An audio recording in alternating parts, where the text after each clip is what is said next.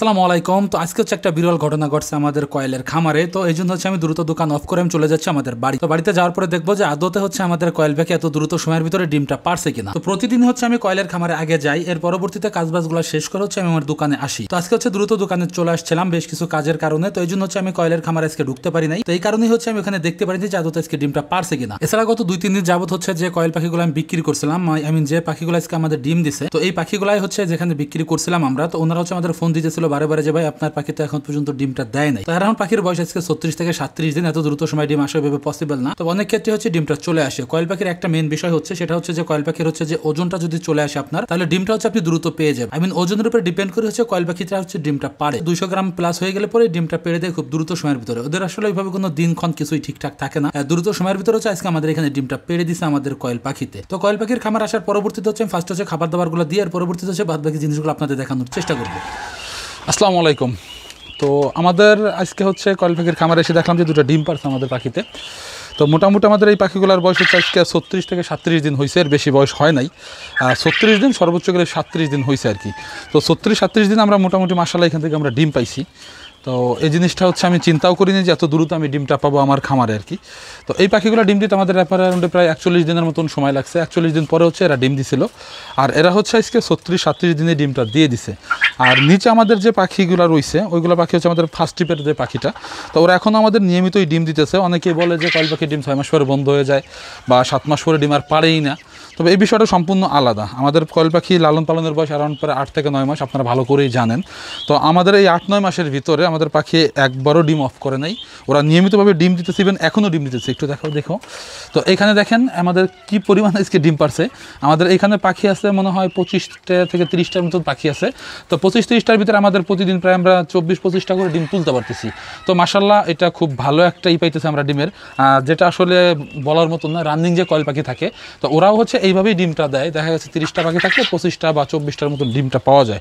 তো আমাদের এখানে 30টার মধ্যে 24-25টা ডিম পাইতেছি, কোনো দিন 26টাও আমরা পাইতেছি আর কি। তো এই বিষয়টা হলো মোটামুটি ভালোই একটা জিনিস দেখতেছি যে কয়েল পাখি ডিম দীর্ঘদিন ধরেই পারে। আর অনেকের যে ধারণা ছিল সেই ধারণাটা আমারও ছিল আর কি, যে হয়তো কয়েল পাখি 5-6 মাস পরে ডিম পাড়াটা অফ করে দেয়। তো ডিম তো আমরা খামারের ভিতরে এসেই পাই গেলাম। আর একটা মেন প্রবলেম আমাদের খামারে আছে, সেটা হচ্ছে আমাদের ম্যাক্সিমাম টাইম হচ্ছে পাখিগুলো প্রচুর পরিমাণে মারামারি করে, যে একদম মাথা মতো পুরো একবার ফাটাই ফেলাইছে। তো এই জিনিসটাই ম্যাক্সিমাম টাইমই করে, যে মাথার অবস্থা খুবই খারাপ। তো এইটা হচ্ছে ম্যাক্সিমাম টাইম করে কয়েল পাখির, এইটাই সবচেয়ে বড় সমস্যা। তো এই জিনিসগুলো হচ্ছে আমরা এই খাঁচার ভিতর দিয়ে দেবো। তো আমাদের যে পাখিগুলো হচ্ছে এরকম মারামারি করে সমস্যা হয়, তো ওই পাখিগুলো হচ্ছে আমরা মোটামুটি এই খাঁচার মধ্যে রাখি। তো এই খাঁচায় আমাদের যেগুলো পাখি আছে এই পাখিগুলো হচ্ছে চলো মারামারি করে ওদের অবস্থা খারাপ হয়ে গেছিলো বেশ কিছুদিন আগে, হচ্ছে এদের সমস্যা হয়েছিল। আমি একটা পাখি দেখাই আপনাদের।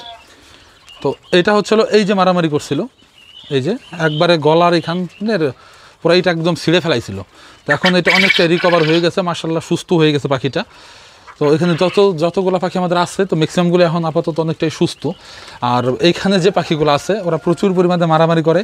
তো এই জিনিসটা কী জন্য করে এটা আমি জানি না। হয়তো আগে আমি বিষয়টা বুঝতাম যে জিঙ্কের ঘাটতি হলে ঠুকাঠুকি করে বেশি, কিন্তু ইদানিং দেখতেছি যে এমনিতেই ওরা মারামারি করতেছে। তো এই বিষয়টা কোনো কিছু বুঝতেছি না। নিচের যে পাখিগুলো আছে এখানে আমাদের আজকে নতুন ডিম দিছে এই খাঁচায়। তো এই খাঁচার পাখিগুলো হইতেছে প্রচুর পরিমাণে মারামারি করতেছে আমাদের। এই একটা এই যে চোখের এই পাশের এই যে অবস্থা খুব খারাপ, এই যে এটা কানের কাছে একবার ফোঁটা করে ফেলাইছে, এই পাশে ফোঁটা করছে কানের কাছে। তো এইখানে যে পাখিগুলো আমরা রাখি এইখান থেকে হচ্ছে ডিম আসতেছে। হ্যাঁ, যদি ওরা অসুস্থ, তো অসুস্থ অবস্থায় ওরা ডিম পাড়ে, নিয়মিতই ডিম পাড়ে। অনেকগুলো ডিম ভিতরে আমাদের আছে।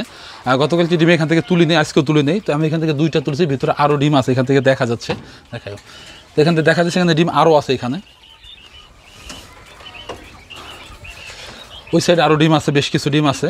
তো অসুস্থগুলোও নিয়মিত ওরা ডিম পাড়ে। আর কয়েল পাখির একটা বিষয় হচ্ছে অল্প দিনের ভিতরে ডিমটা পাড়ে, আর ডিমটা পাড়া শুরু করলে একদম দীর্ঘ সময় পর্যন্ত ডিমটা পাড়ে।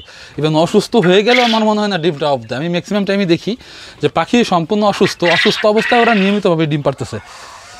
তো যাক, আজকে এই 2টা ডিম পাইছি আমরা, একদম নতুন পাখির ডিম, আলাদা রাখি।